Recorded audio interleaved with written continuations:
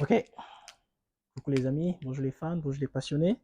Bienvenue sur la chaîne Ibidon Famille, la chaîne de développement de la cuniculture, de l'élevage, de l'agriculture en Afrique. Cette chaîne qui a pour mission d'éveiller les consciences.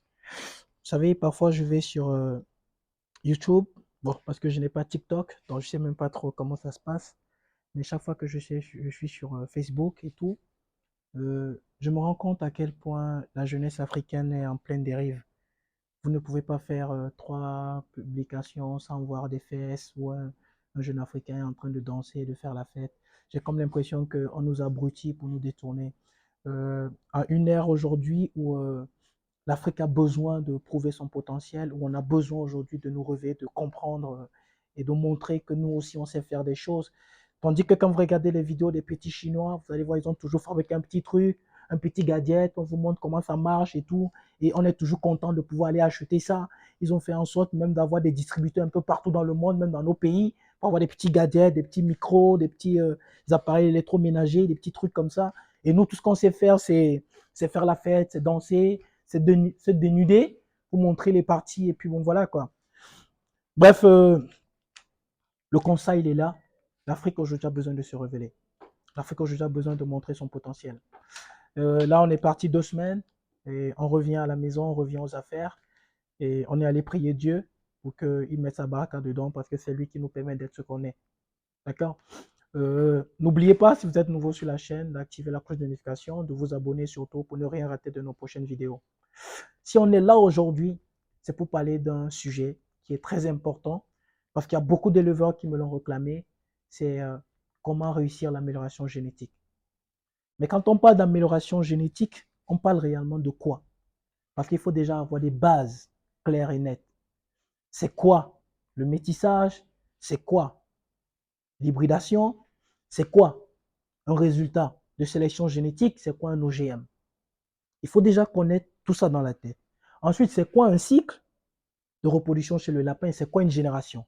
Et à quel moment vous arrivez à justifier ou à valider un résultat en disant que le lapin, j'ai fait une amélioration. Quand on parle d'amélioration, c'est dit que je suis parti d'un point A pour un point B.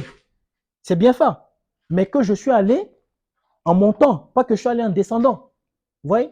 Bon nombre d'éleveurs n'ont pas vraiment cette habitude d'avoir des balances pour peser, ni pour évaluer, ou des fiches de suivi pour suivre en fait l'évolution de leur cheptel. Et comme je le dis toujours, il faut toujours saluer un cuniculteur africain. Parce que le cuniculteur africain, contrairement à l'aviculteur, c'est quelqu'un qui se bat chaque jour pour améliorer ses conditions de travail. En aviculture, tout est déjà conçu. Tu as juste à suivre le pas. En cuniculture, tu dois tout construire. En aviculture, il sait que son poulet de chair, c'est 45 jours. Il peut le vendre à partir de 35 jours. Il sait que la poule pondeuse, à partir de 4 mois et demi, 5 mois, elle a commencé à pondre. D'accord? Mais nous, à part la gamme Optima qui est arrivée, où on connaît à peu près les portées, où on connaît à peu près les poids à un certain nombre de temps, on est toujours resté avec des races locales, où on ne maîtrise pas forcément les portées. Puis encore, on n'a pas un aliment performant qui nous permet de dire que oui, si je donne 6, j'aurai toujours forcément ça. On n'a pas un matériel standardisé. Et puis encore, on n'a pas vraiment de compétences. On manque de formation. Et c'est dans les Saintes Écritures. Mon peuple périt faute de connaissances. C'est-à-dire, il est indispensable de se former, il est indispensable de connaître ce qu'on fait. Ici, lorsqu'on parle du lapin, il y a des choses que tout éleveur doit connaître, c'est-à-dire les 10 commandements, les paramètres zootechniques. L'âge de l'entrée en reproduction, le taux de fertilité, le taux de fécondité, le nombre de la portée, le nombre de laporaux sevrés, l'indice de consommation, le GMQ, tous ces trucs-là, ce sont les choses que vous devez connaître parce que ce sont sur ces éléments-là que l'aspect génétique intervient. Ce sont sur ces paramètres-là que on veut évoluer. On sait aujourd'hui que la race locale, c'est 5-6 laporaux. De l'amélioration génétique doit nous permettre d'aller à plus de 5-6. On sait que nos lapéraux de la race locale, il faut quoi? Il faut 5-6 mois pour avoir 2 kilos. De l'amélioration génétique doit nous permettre d'avoir des lapéraux qui auront 2 mois en moins de 5-6 mois. C'est ça en fait l'aspect reproduction. Mais néanmoins, on sait que la race locale, elle a aussi des avantages, comme la résistance. au milieu, aux maladies, à certaines maladies. Donc là aussi, ce sont des critères que nous allons sélectionner dessus. Mais par rapport à la résistance aujourd'hui, même la gamme Optima aujourd'hui est sélectionnée sur l'aspect résistance, maladies digestives, respiratoires et infectieuses. C'est la première sélection que j'ai vue qui a inculqué ça à l'intérieur. D'accord? Et quand vous parlez de l'aspect génétique, vous parlez de deux éléments fondamentaux. Le génotype et le phénotype. Le génotype, c'est tout ce qui est à l'intérieur. Tout ce qui s'exprime à l'intérieur. L'ADN, les chromosomes, et puis tout ce qu'on veut. D'accord? Et le phénotype, c'est ce qui s'exprime à l'extérieur. C'est-à-dire tout ce qu'on voit. D'accord? Là, vous avez la couleur du pelage, la taille des oreilles, la forme de la tête, la couleur des yeux, tout ce que vous voyez sur l'animal. C'est ça le phénotype. Et puis derrière maintenant, il y a un critère que vous allez, il faut pas mélanger. D'accord? C'est, on a OGM et puis on a sélection génétique. Les lapins qu'on vous ramène, ce sont des lapins qui sont issus de schémas de sélection génétique. Sur près de 40 ans. Ils ont été sélectionnés sur près de 40 ans pour arriver là. Et quand on dit 40 ans, il faut comprendre déjà les principes même de la base de la sélection génétique. Parce que pour pouvoir valider un résultat, il faut que vous ayez au moins sur 3 générations les mêmes résultats. Sur des populations importantes. Tandis qu'on parle d'OGM, quand on parle d'OGM, on parle d'organismes génétiquement modifiés.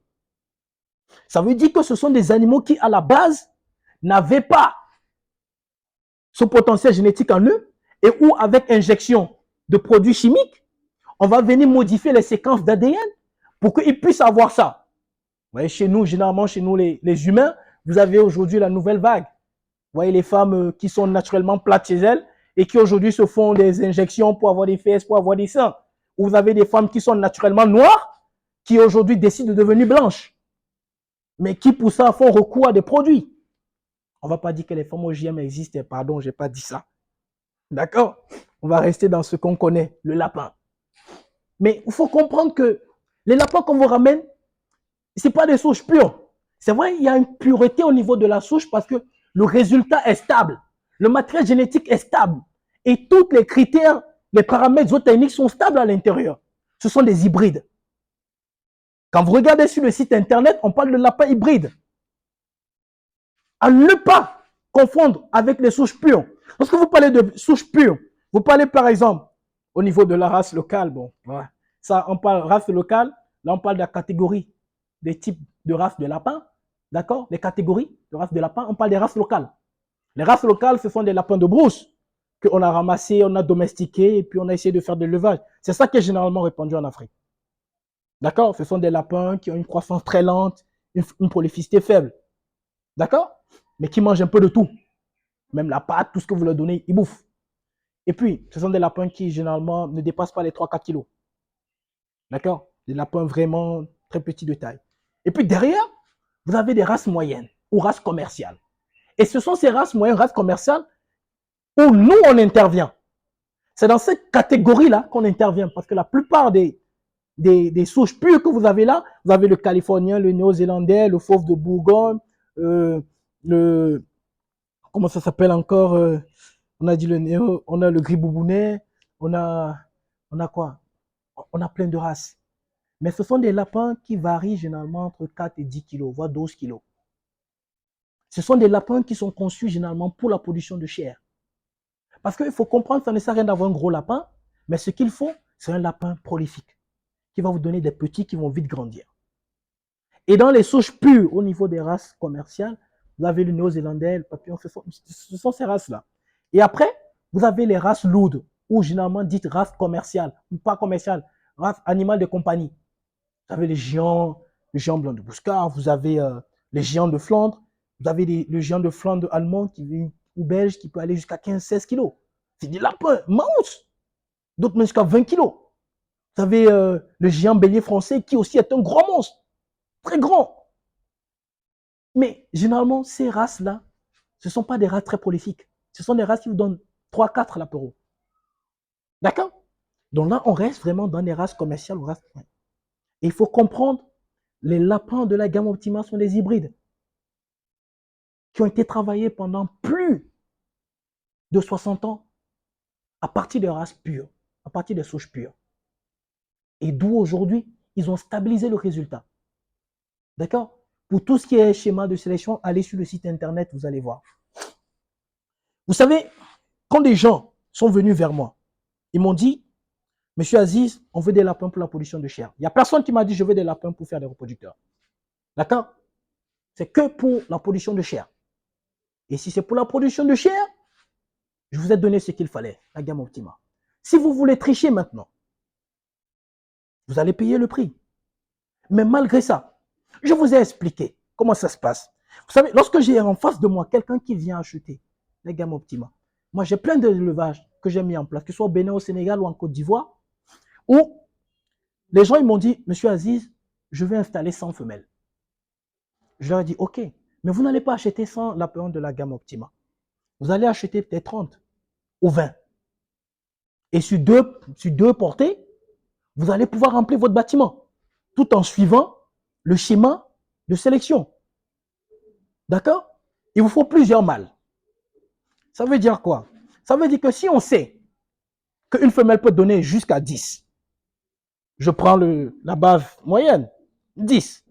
Si tu en as 20, 20 fois 10, ça fait combien? Ça fait 200. On est d'accord? Donc, si j'admets que elle, Dieu lui a donné 50% mâle, 50% femelle, ça veut dire que rien que sur les 20 qu'elle a pris, hein, au bout de 3 mois, elle a déjà rempli son bâtiment de 100. Donc, pourquoi ne pas acheter ça et aller acheter des descendants qui ne peuvent pas me donner les mêmes résultats? Premier point. Mais lorsque je vois quelqu'un qui vend la F1, je dis il n'a rien compris. Parce que la F1 que vous avez a pratiquement, à quelques exceptions près, le même potentiel génétique que les parentaux qu'on vous a livrés. Donc, et lorsque vous avez dans votre descendance mâle et femelle, et j'ai dit, pour pouvoir maintenir les résultats, parce qu'il faut comprendre, et arrêter de vous faire avoir. Les gens ils vont utiliser les photos des lapins que nous on les a livrés pour vendre les descendants. Mais qu'ils prennent aussi les photos des descendants là. Et, chose anecdotique, quand vous prenez le PS119, que vous mettez sur une femelle blanche, normalement, vous devez avoir 50% gris, 50% truc. Mais non, vous avez 100% de coloré. 100%. C'est vous montrer la puissance de cette forme, de cette génétique mâle, en lignée mâle. C'est une vraie bombe. Et j'ai dit, lorsque celui-là, il a pris ses 20 femelles, qu'il a sailli, qu'il a eu les 200, il a 100%, il a 100 femelles, 100 mâles. D'accord? Il peut vendre ses mâles comme viande. D'accord? Parce que si vous prenez le même descendant que vous mettez sur une femelle blanche, il va vous donner 3 types de phénotypes. Il va vous donner du blanc, la preuve, les gants créés le PS119 blanc. Ils vont vous donner du gris, ils vont vous donner du bicolore, c'est-à-dire du gris et du blanc. Et vous allez voir que sur cette descendante, vous allez perdre. Ne veut pas dire que ces descendants ne vont pas se reproduire. Ils vont se reproduire. Il faut qu'on se comprenne. OK? Ils vont se reproduire. Mais progressivement, vous allez perdre votre matériel génétique. Et comme je le dis, je ne suis pas le premier à faire des importations. Peut-être que je ne serai même pas le dernier. En Côte d'Ivoire avant, ils avaient la I+. Mais la I+, aujourd'hui a disparu. Pourquoi? À cause des croisements anarchiques. Avant, on avait la ILA au Bénin. On était réputé pour ça. Mais aujourd'hui, où est la ILA? Ça a disparu à cause des croisements anarchiques. Et ne croyons pas qu'on est déjà arrivé. Parce que c'est bien beau. 2022, on a importé plus de lapins qu'en 60 ans d'existence, des importations en Afrique. Mais sauf que toute la quantité de lapins qu'on a importé, c'est un seul élevage industriel en Europe. Toute la quantité. Donc oui, on a fait un pas en avant. Mais la pire des erreurs serait de croire qu'on est déjà arrivé. On est en retard. Et la preuve dans tous ces pays où je parle là, qui aujourd'hui peut me dire qu'il y a un élevage industriel? Il n'y en a pas. Donc ça veut dire que aussi nombreux que nous sommes encore en dessous. Et moi-même avec vous, on est encore loin. Parce que s'il y a une personne qui sort la tête et que vous avez toute une population derrière, En résumé, on dit la majorité l'emporte. Avec que nous tous, on est zéro. Donc moi, si je me considère encore comme zéro, il faut qu'on apprenne à bien faire les choses. Ce n'est pas l'argent qui fait le projet. C'est le projet qui fait l'argent. Il faut apprendre à être patient. Et être patient, c'est bien faire les choses. Si tu importes la gamme Optima en pure souche, c'est-à-dire la souche commerciale, avec une génétique confirmée, et que tu sélectionnes ta F1, tu remplis ton bâtiment en moins de 3 mois sur la descendance. Mais si on est là aujourd'hui, c'est pourquoi? C'est parce qu'on veut apprendre aux gens, parce que ce n'est pas tout le monde qui aura les moyens pour payer des mâles et des femelles. Il y a certains qui auront l'argent uniquement pour payer des mâles et pour travailler leur race locale, parce qu'ils sont déjà dans l'élevage. On ne va pas leur demander de tout vider. Mais comment réussir le plan d'amélioration génétique? Il y a 2 critères qui sont très importants. Il y a le cycle. Le cycle, il y a plusieurs cycles. Vous avez cycle 42 jours, en sachant que la gestation, c'est 1 mois, 30 jours, et que vous avez 12 semaines pour accoupler la femelle. Nous, ici, on est en insémination. D'accord? Vous avez cycle 49 jours. Là, c'est 17 jours après. Et puis maintenant, vous avez le cycle, qui est généralement le cycle familier, où ça, c'est vraiment pour les collectionneurs. On saillit la femelle après le sevrage. D'accord? Mais nous, on est dans un mode semi-industriel. En semi-industriel, vous avez soit 42, soit 49. Mais c'est prouvé que la femelle à 42 jours tombe plus facilement en chaleur qu'à 49. Ok? C'est pour ça que moi, je préfère le cycle 42. Donc, c'est l'intervalle 42 représente en fait l'intervalle entre deux saillies ou 2 inséminations. Si je l'insémine aujourd'hui, jour 0, elle va mettre bas à jour 30. D'accord? À jour 42, je vais encore l'inséminer, c'est-à-dire 11 jours après, je vais encore l'inséminer. Donc, vous voyez que chaque 42 jours, je vais l'inséminer. Bon, ne confondez pas le cycle et la génération. Si vous allez au niveau de la race humaine, on nous a dit, la génération actuellement fait 32 ans. Mais d'autres ont varié, on dit c'est entre 22 et 32 ans. Quand on parle de génération, nous, nos parents représentent une génération. Nous, enfants, on représente une génération. Mais avant de pouvoir parler d'une génération après une génération, il faut que celle-là ait aussi enfanté. Donc, la génération, c'est quoi? C'est les descendants, jusqu'à ce que ces descendants-là procréent. Au niveau du lapin, on sait que la gamme Optima, reproduction, 4 mois et demi, 5 mois. Prenons à peu près 5 mois. D'accord? Et une fois qu'elle a été saillie à 5 mois, il faut 1 mois de gestation. Ça fait 6 mois. D'accord? Et c'est au bout de 6 mois qu'elle va mettre bas. Donc, ça fait déjà quoi? Ça fait déjà 6 mois. 6 mois maintenant. Pour qu'on puisse évaluer les petits, il faut attendre au moins le sevrage. Le sevrage, c'est 35 jours. Ça fait déjà 7 mois, 5 jours. Donc, maintenant, s'il faut encore évaluer la portée de ceux-là qu'on a sevrés, vous voyez? En plus des 35 jours, il faut encore leur donner 3 mois.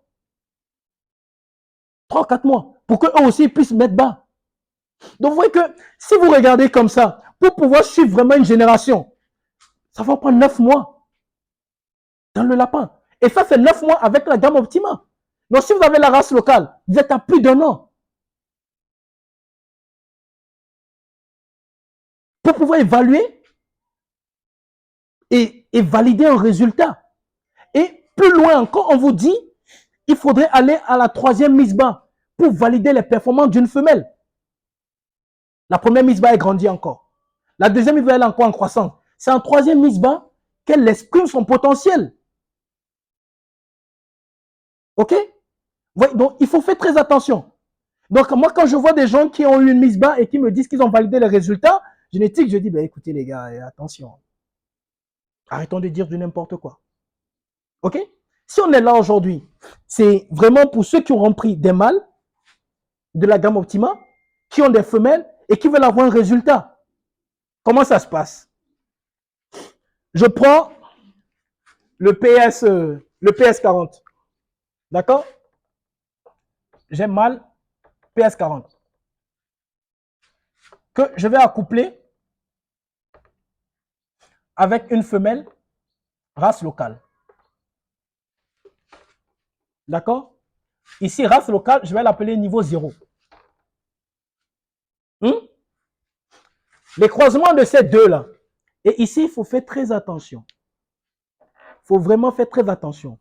Le travail de sélection génétique que nous allons faire, d'amélioration génétique que nous allons faire ici, on va le faire sur deux critères. Le premier critère, c'est la croissance. Et le deuxième critère, c'est les portées. D'accord? J'ai vu, et on a vu dans nos vidéos passées, que les mâles PS40 améliorent la portée. Même au niveau de la race locale. D'accord? On a vu, j'ai fait un essai ici sur près de 40 femelles race locale, où on est parti d'une moyenne de 5,5 à 9, 9,8. Donc, ça a pratiquement doublé. Donc, ici, on va faire pareil. Mais comment est-ce que moi, j'ai fait pour arriver? Parce que je n'ai pas expliqué. Et ici, il faudrait être très attentif pour comprendre. D'accord? Donc, nous allons aller à la F1. Tout ça, ça va nous donner une F1. La F1 sera composée de quoi? Ça fait 50%. Et vous dites que chez le lapin, le même nombre de chromosomes apportés par la femelle est pareil que celle apportée par le mâle. D'accord? Ils amènent le même nombre de chromosomes. Donc c'est pour ça qu'on aura 50%. Vous voyez? De ceci, de PS40, et 50% de race, vous voyez, FL0. Bon. Ici, bien évidemment, j'ai mâle et j'ai femelle. Toute la portée. D'accord? Ça, c'est ma F1. Et on a dit que nous, ce qu'on veut, c'est améliorer la croissance de la race locale et mieux encore, améliorer les portées. Qu'est-ce qui se passe? Il se passe que les mâles issus du PS40 ici auront une croissance plus lente que leur père. Moins que leur père. Parce qu'ils ont la moitié du matériel génétique de leur père. D'accord? Tandis que la croissance n'y est pas au niveau de la race locale. Donc ça n'influe pas. Et il se fait que les femelles de la race locale qui sont ici, seront meilleures de par le croisement de celui-là que leurs parents. D'accord? Donc qu'est-ce que je fais? Toujours pour continuer mon travail de sélection, bien sûr en respectant la génération, lorsque ici, ceux-là seront en âge de se reproduire, je prendrai uniquement, je garde toujours, là je vais maintenant vers la F2, je garde, je reviens, je conserve toujours le matériel génétique PS40. Donc je prends mon mâle PS40, qui m'a apporté de très bons résultats, que je viens accoupler avec la femelle. Mais maintenant, les femelles qui sont ici, pardon, c'est F1, c'est race locale 1. Je viens accoupler ça avec ceux-là d'ici, qui vont me donner quoi? C'est 50%, ouais, de race locale 1. Donc, lorsque j'additionne les deux, parce que quand on dit ici c'était 100%, ici c'est 100%, on va diviser par 2, c'est pour ça que vous avez 50-50. D'accord? C'est ça, 100 plus 100. Ouais, ça fait 50-50. On divise. D'accord? Donc, quand je viens ici, qu'est-ce qui se passe? Ici, je suis en F2.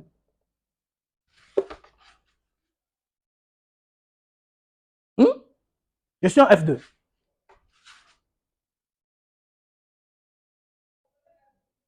Je ne sais pas si vous me comprenez. Parce que ici, 50% là, elle a 50% de la race locale et 50% du PS40. On est d'accord? Donc, qu'est-ce qui va se passer? Ici, lui, il est toujours à 100%. D'accord? Donc, ma F2 là, va me donner plutôt ici en bas, j'aurai quoi? J'aurai 75% PS40 Vous voyez? Et 25% de RL2. Donc, croisement d'absorption, vous voyez qu'en F2, qu'est-ce qui se passe? Le potentiel de celui-là augmente déjà.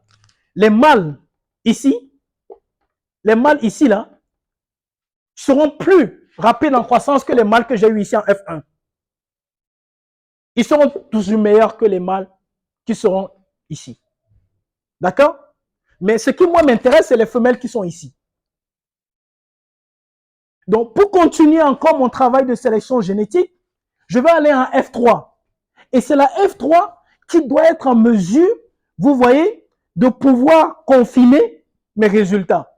Mais il faut comprendre qu'au niveau de chaque population, vous devez faire un travail de sélection génétique.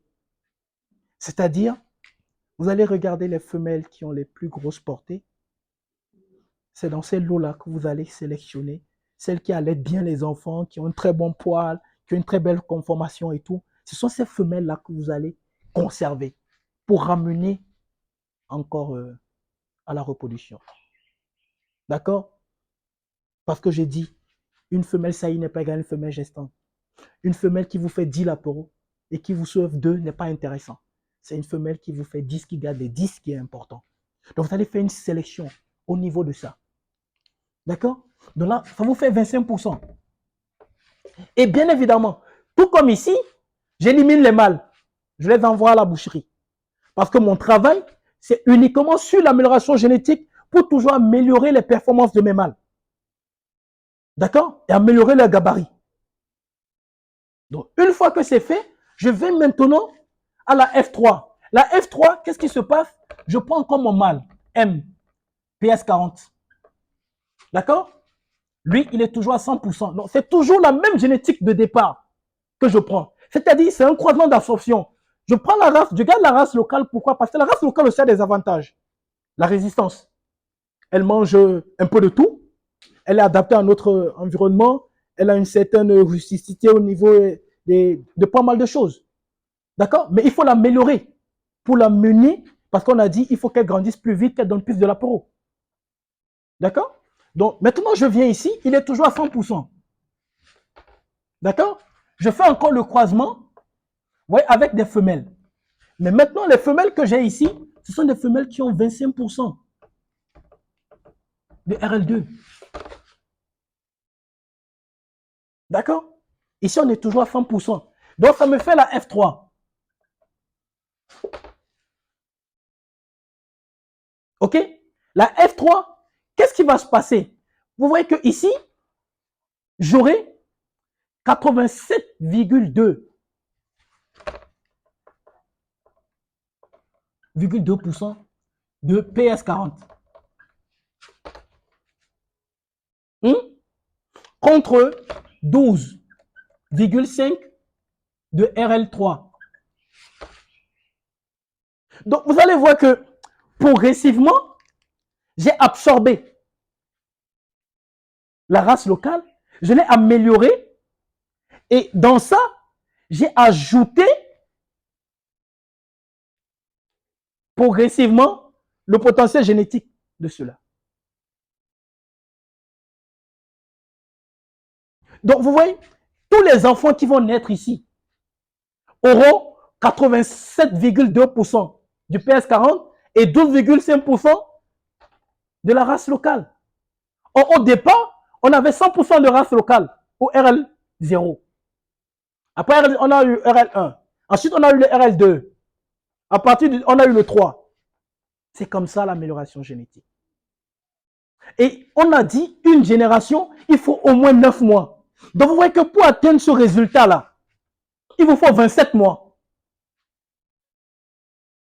Et quand on parle de 27 mois, on parle de quoi? On parle de 2 ans. Pour pouvoir faire un travail de sélection génétique et avoir des résultats fiables. La génétique, ce n'est pas un truc qu'on se lève le matin et puis on improvise, on dit le soir qu'on a fait quelque chose. Non. C'est un travail mathématique où vous devez étudier chaque individu au niveau de chaque génération. Étudier les individus au niveau de la F1. Faire une sélection là. Étudier les individus au niveau de la F2. Faire une sélection. Étudier les individus au niveau de la F3. Faire une sélection. Lorsque vous arrivez ici, vous allez avoir des latéraux ou des lapins qui ne seront pas loin de cela en termes de performance. Et vous aurez alors réussi votre schéma de sélection génétique. Là, vous voyez, on aura amélioré deux critères, la croissance et la prolificité, toujours en les maintenant et en gardant le génotype de la race locale qui est la résistance, son adaptabilité au milieu et puis à sa manipulation facile. Donc les gars, c'est quoi? C'est dire qu'aujourd'hui, il est important de se former. Ça, c'est un cours que les gens vont vous prendre de l'argent pour vous le dire. Moi, je vous le donne gratuit. Regardez ma chaîne, elle n'est pas monétisée. J'ai dit je ne monétise pas ma chaîne parce que ma plus grande récompense est celle de pouvoir aider la filière. J'aurais pu gagner de l'argent avec cette chaîne-là, mais ce n'est pas ça le but. Le but, c'est pouvoir tirer mes frères vers le haut. S'il y a ne serait-ce que 5 personnes qui me suivent, je vais faire avec ces 5 personnes-là. Parce que c'est la qualité des hommes qui compte, pas la quantité. Formez-vous. On a lancé une nouvelle rentrée Cunicole avec les plus grands experts européens qui vont intervenir. Les places sont limitées. C'est uniquement ceux qui cherchent un savoir qui auront une place.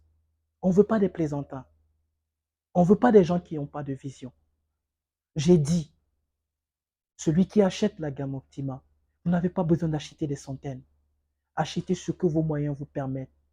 Travaillez à bien faire les choses, vous aurez des résultats. Sur la Côte d'Ivoire, prochainement, dans les prochaines semaines, on a une importation qui est prévue.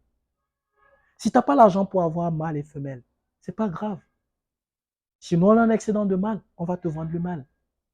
Mais si tu as des mâles et des femelles, tu vas mieux bénéficier. Et on l'a vu tout à l'heure. Si tu veux mettre une élevage de 100 femelles, ça ne sert à rien d'aller acheter 100 lapins. Va acheter 20. Achète 24, 4 mâles, 20 femelles. Avec rien qu'une mise bas, tu as déjà tes 100 femelles. Parce que si elle te donne portée 10, 10 fois 20, ça fait 200.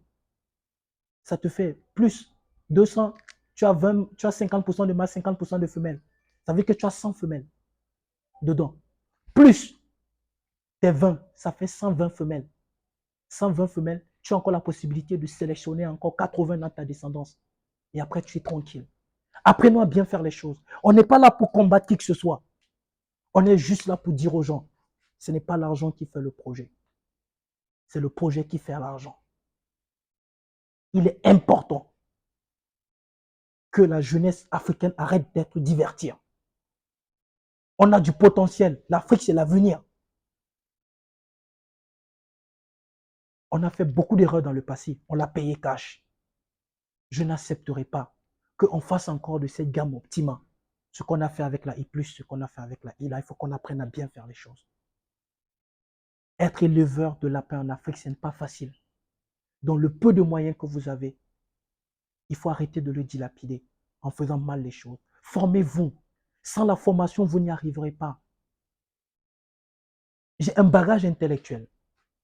Je suis ingénieur. J'ai fait une thèse sur le lapin. Mais je ne me suis pas arrêté là. J'ai payé des dizaines de milliers d'euros pour aller me faire former encore en Europe, pour aller acquérir ce savoir que je vous donne gratuitement. Si vous voulez appliquer, si vous voulez n'appliquez pas. Mais ceux qui vont nous suivre et ceux qui nous ont déjà suivis aujourd'hui ont des résultats. Et c'est de ça qu'il s'agit. Je vous remercie. Je vous dis à la prochaine.